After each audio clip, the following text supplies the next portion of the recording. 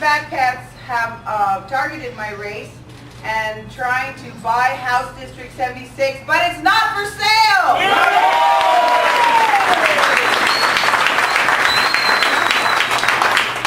And we've tried to take our issues to the people, but this has not been an issues-driven campaign, because if it were, we would be talking about the 50 bills that I've passed for El Paso County, for the city, for the county, for Texas Tech, for UTEP, for the school districts, right? We would be talking about that. Instead, we're talking about personality.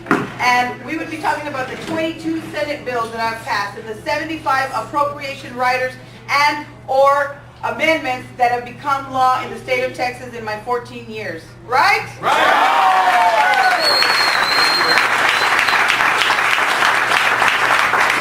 In this campaign, we would be talking about how an organization that is dedicated in destroying working families' lives by trying to push legislation that is anti-worker, anti-democratic, and anti-insurance reform. And that's who's trying to buy this seat. Right on. Right way to go. Right away. And I can think of no other person to honor me and to honor my leadership than someone that is a Latina leader, a woman leader, not only in the United States, but in the world, a global woman's leader for our community. I had the opportunity to work for the United Farm Workers and dedicated 2 years of my life between 1993 and 95, immediately after Cesar Chavez died. Most of you all remember Anthony Trujillo, and he was the superintendent, a big friend of the UFW, of Dolores, of Cesar, and he asked and chose me to push the boycott, the great boycott and the public action here in El Paso. And I had the opportunity to work with the giants, the incredible leadership of Dolores Huerta, and she honors me today by, rearranging her schedule. She told Paul today that she was being honored in New York by the Good Housekeeping, and she magazine, and she canceled that to be here with me. So don't be misled.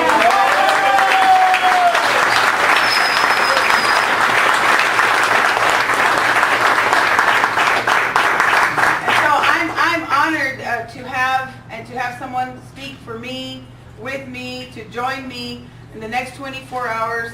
She's staying with Representative Holguín and Iliana. We have worked tirelessly in the Lower Valley, and we're going to continue. We're going to make some phone calls this afternoon. We're going to walk some precincts tomorrow, and it gives me a great honor and privilege to introduce to you an outstanding woman of our community, and that is Ms. Dolores Huerta.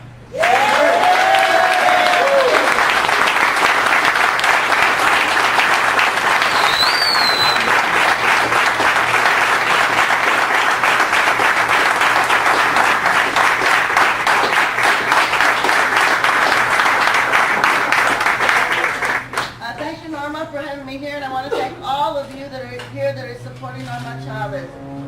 We need people who are our representatives at the state level, at the congressional level, that are really going to work hard for working people. Not somebody that's just going to be up there to even just cast a vote. We need advocates, we need people that are going to get up there and they're going to propose legislation and are going to work hard for working people. If we do not have the working people of our country represented, we do not have a democracy. We do not have a democracy. I've known Norma for many years, and she was just, working for us as a young woman. And when she decided to run for office, I have to say we were very disappointed. Okay? We wanted to keep working as an organizer, and that's a big loss. But it was a big gain up in the state of Texas to have Norma there. And because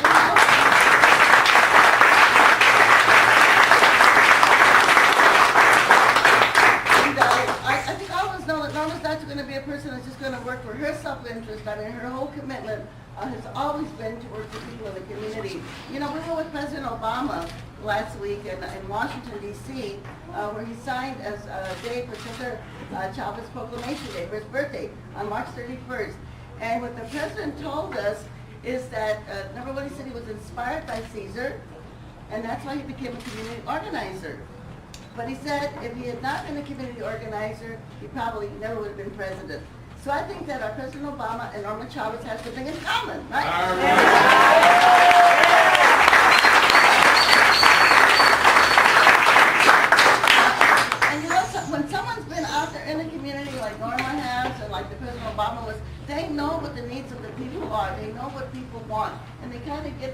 backbone and that courage that they need to go out there and fight for working people. And so, I just want to just ask everybody to please go out there and work as hard as you can. Call all of your friends and your neighbors and your relatives and comadres, everybody, even people that you have talked to for a long time, call them up and tell them that they've got to go out there and get their neighbors, go knock on the doors, to make sure that we get everybody to vote for tomorrow, because we need to have her. She's a champion. And it's unfortunate, but that happens because she is so strong. The forces of the conservative forces want to take her out, and we're not going to let them, right?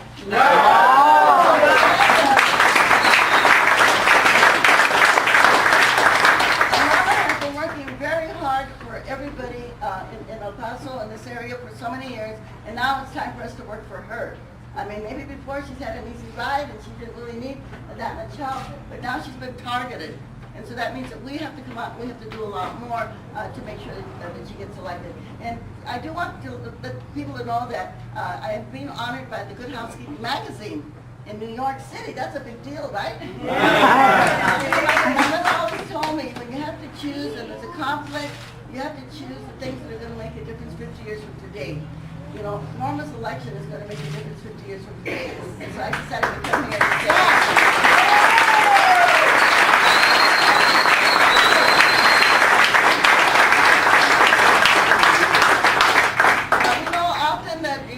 a lot of people that are politicians, that you really can't trust them. Sometimes, even after they get elected, they kind of go south on you. But she's been there.